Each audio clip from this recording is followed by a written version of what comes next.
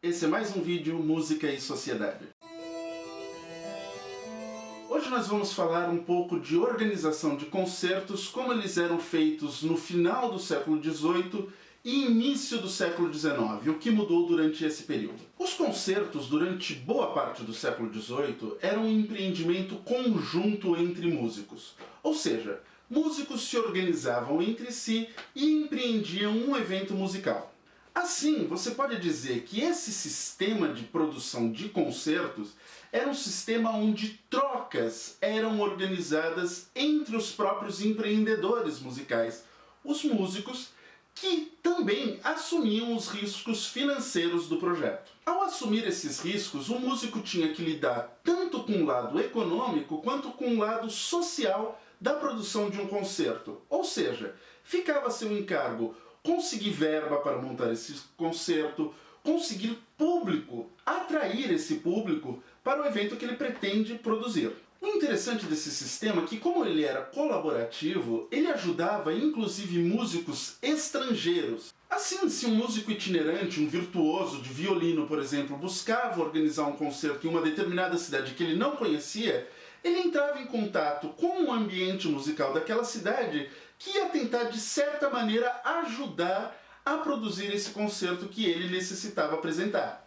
Ele chegava com uma carta de apresentação, de recomendação do lugar de onde ele vinha, procurava esses músicos locais que o ajudavam a buscar desde moradia até maneiras de imprimir o programa de seu concerto e busca pelo próprio público para assistir ao evento. Assim, esse sistema colaborativo era a melhor maneira de empreender concertos musicais durante o século XVIII. Como o empreendimento de um concerto era muito caro e o risco era muito grande, muitas vezes o músico, ao se apresentar, ele buscava um público, a garantia de um público, antes de empreender o evento musical. Assim, ele passava, por exemplo, uma lista entre o público possível daquela cidade, buscando garantias, assinaturas de que esse público ia comparecer no dia do evento. Porém, ao longo do século XIX, os concertos vão ampliando de tamanho,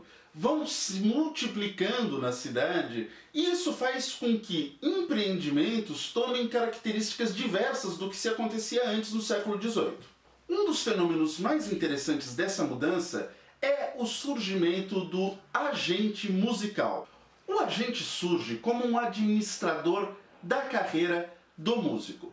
O que ele vai fazer? Ele vai se ocupar de funções que antes o músico precisava se preocupar na hora de empreender um concerto.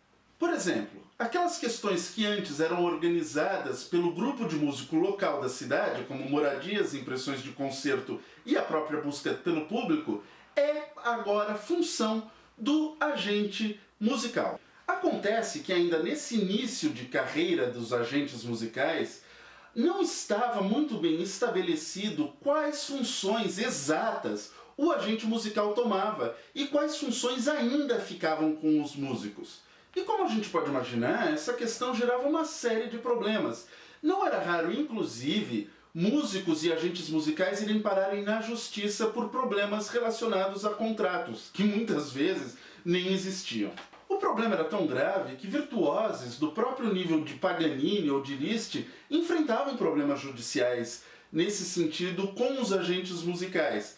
Então a gente pode perceber que ainda no surgimento dessa figura havia um certo amadorismo cercando o universo musical e a produção de concertos. Um terceiro fenômeno ainda é importante de ser apontado. Mais para frente, ao longo do século XIX, esse agente de concertos, que era basicamente, como dissemos, um secretário particular do músico, ele começa a se tornar independente e vai produzir não somente um músico, mas uma série de carreiras musicais. Isso faz com que o fenômeno de um agente itinerante, ou seja, esse agente que acompanhava um único músico, acabe. Então começa a especialização de cada agente em uma única cidade.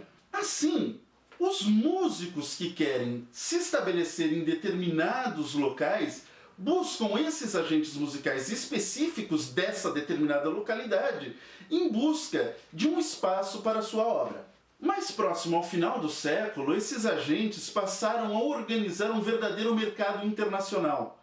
A sua rede de contatos com outros agentes de outras localidades se multiplicavam e assim permitiam que não somente solistas viajassem para outras cidades, como também orquestras inteiras, ampliando o repertório internacional da música clássica.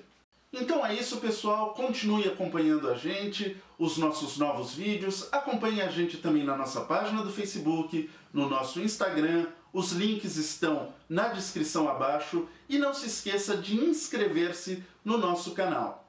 Até mais! Sem que houvesse uma garantia pré-existente de casa cheia, eu perdi o verbo.